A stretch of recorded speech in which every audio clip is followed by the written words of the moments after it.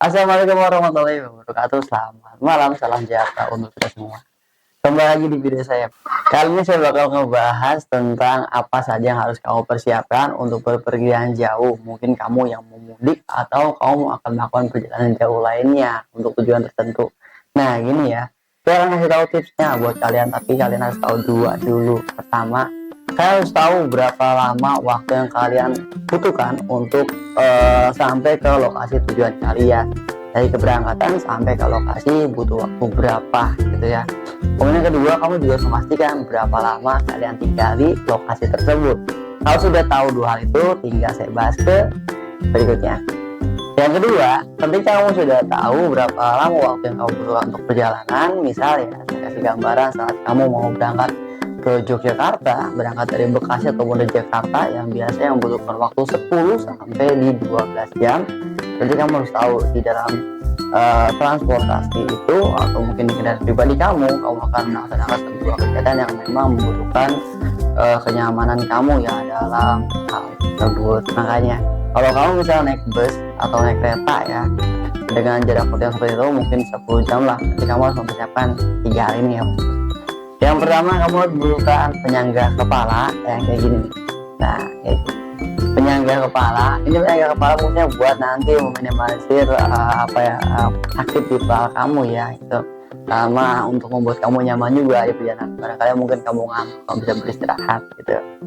Nanti kalau nggak ada penyangga kepala, kamu bisa juga bawa boneka yang kecil mungkin ya, yang gak gede-gede banget nanti buat menyangga kepala gitu. Kemudian yang berikutnya, kamu juga harus mempersiapkan jaket gitu bosku ya, karena bagaimanapun kalau kamu berangkat pagi-pagi itu akan ada suhu yang benar-benar bisa membuat kamu dinginnya luar biasa.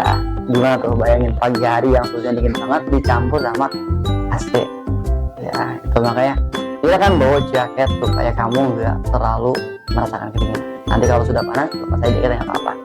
Yang ketiga, kamu harus membawa perlengkapan obat-obatan. Ini yang penting banget ya dari dua yang tadi, karena obat-obatan ini obat-obatan khusus buat kamu untuk mengobati penyakit kamu pribadi atau penyakit bawaan. Kalau untuk pengobatan alternatif, kalau untuk pengobatan yang lainnya kayak obat-obatan lainnya kayak cuma antino atau apalah, mungkin di jasa-jasa kayak travel atau mungkin ke wisata lainnya biasanya menyediakan untuk. Tapi kalau kamu punya penyakit pribadi, nah saran saya kamu membawa obat-obatan tersebut yang memang sesuai dengan dosis yang kamu butuhkan gitu ya. Setelah obat-obatan, setelah tadi kembali lagi ke apa tadi itu obat-obatan, kemudian penyangga kepala ya kayak bantal-bantal yang ruko itu loh, sama satu lagi tadi itu jaket. Next kita lanjut ke tahap yang berikutnya, yaitu waktu yang kamu butuhkan di lokasi tujuan. Kalau kamu tahu kamu butuh waktu lama untuk sampai lokasi tujuan atau kamu akan menginap di situ atau bersinggah di situ dalam waktu yang lama, 2 hari atau 3 hari, berarti kamu juga harus mempersiapkan ini. Nah, kamu harus mempersiapkan koper. Koper itu harus kamu bawa untuk nanti menyimpan pakaian kamu supaya rapi pakaiannya.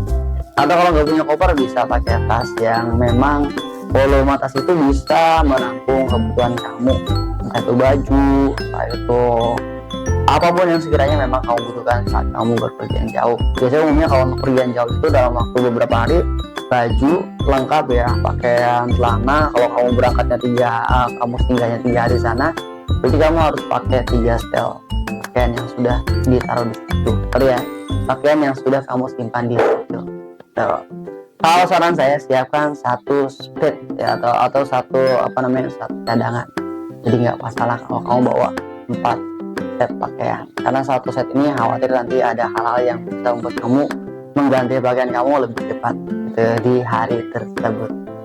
Jadi ya, setelah bawa koper, apalagi harus kamu bawa baru. Nah ya itu, setelah membawa koper, kamu juga boleh kok mempersiapkan alat-alat untuk mandi kamu, sampo. Misalnya kamu tinggal di hotel, menginap di sana, biasanya untuk hotel-hotel bintang-bintang tertentu menyediakan kebutuhan kamu untuk bersih badan. Ada sampo gratis, sabun gratis. Tapi memang ya itulah, mungkin takutnya kan nggak cocok dengan kamu. Tapi kalau kamu emang rasa nggak mau ribet ya silakan aja pesan gitu ya. Jangan lupa ya untuk membersih wajah ataupun auto yang sifatnya pribadi kamu, itu boleh banget kamu apa. Setelah itu setelah koper membersih apa tuh kayak sabun ya buat mandi gitu, sabun mandi, koper mandi apa gitu yang ada kan. Ada yang tahu? Iya, charger handphone dan handphonenya. Itu yang perlu kamu bawa ya, wajib banget kamu bawa. Kalau kamu bawa handphone, kamu juga harus bawa chargernya. Tapi ini, oke, setelah tadi selesai bawa handphone sama chargernya, apalagi nih yang perlu kamu siapkan? Saya tahu, iya betul, uang. Sebenarnya ini tahapan yang paling akhir ya, mau saya sampaikan, tapi nggak apa-apa di bagian akhir aja.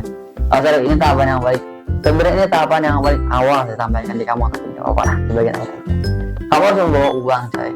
Uang 2000 untuk kamu siapkan nantinya dipakai nantinya digunakan membayar toilet umum gitu ya, di pom bensin kan biasanya ada ya yang mungkin ya walaupun kemarin ada yang bilang gratis tapi bisa aja sekarang itu bayar, makanya dipersiapkan aja 2000 itu untuk kebutuhan tertentu atau mungkin buat jajan gitu ya. Yang jelas simpan uang itu di tempat yang baik, yang terbaik yang kamu punya gitu ya.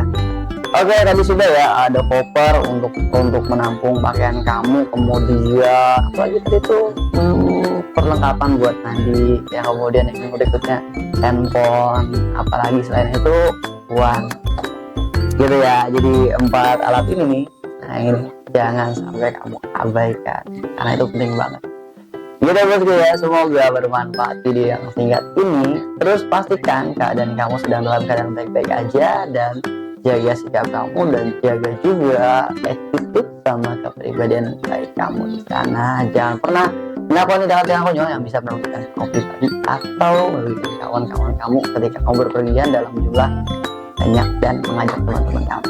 Nah, kemudian yang terakhir nih guys, misalnya kamu mau berangkat ke tempat objek wisata, saran saya kamu jangan menggunakan apapun yang bisa memancing tindakan kriminal ya, karena bahaya banget. Objek wisata itu emang penting, bisa membuat kita have fun, tapi jangan sampai ada luka gitu. Apa sih lukanya ya itu tidak hilang sesuatu, jangan sampai deh. Kalau mantan tuh nggak apa-apa hilang, jadi kalau untuk benda-benda kayak emas kayak handphone itu amit-amit ya. Makanya saya sangat menyarankan buat kalian, kalau kalian pergi ke tempat tertentu, destinasi tertentu, tolong jangan menggunakan perlengkapan yang sangat kinclong dan enggak disarankan. Pertama, emas ya, kamu jangan ya, kalau mau pakai tangan nggak apa-apa sih, cuma saran saya mending nggak usah pakai emas kayak cincin kayak apa itu, khawatir itu memancing tindakan kriminal atau bisa pencurian. Setelah itu pastikan juga kamu mengantongi handphone kamu, gadget kamu di kantong saku yang memang terjaga, dan pastikan juga dompet kamu aman gitu ya. Saran saya sih kamu pakai tas yang kecil nih guys, kadang kan tas ini tas yang ini. Tas yang ini bisa kamu pakai buat alternatif kamu menyimpan barang-barang berharga kamu supaya aman gitu ya, gitu ya. Semoga bermanfaat. Wassalamualaikum warahmatullahi wabarakatuh. Jangan lupa di subscribe supaya saya bisa membuat video yang lebih baik dan lebih mantap lagi. Thank you.